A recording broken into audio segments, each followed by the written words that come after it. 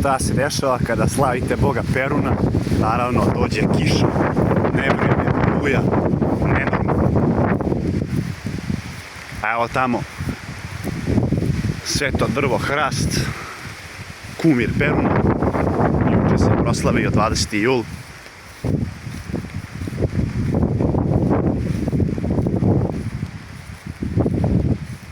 Pa eto.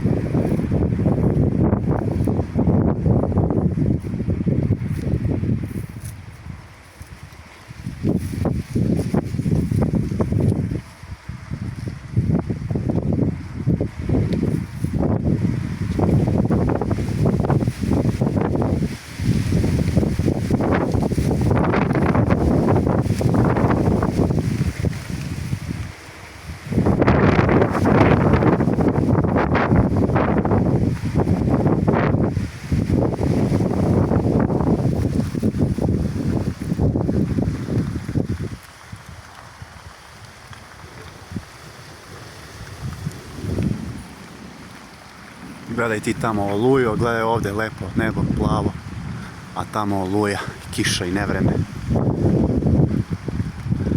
Za neke se Perun naljutio, a neke Perun slavi sada.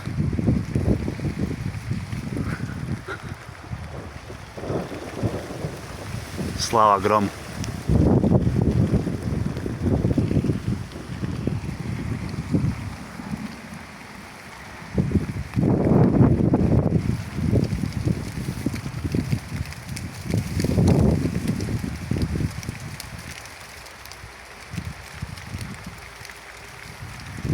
A, veliki hrast sada porastao, kakav je prebio, koliko nije prebio.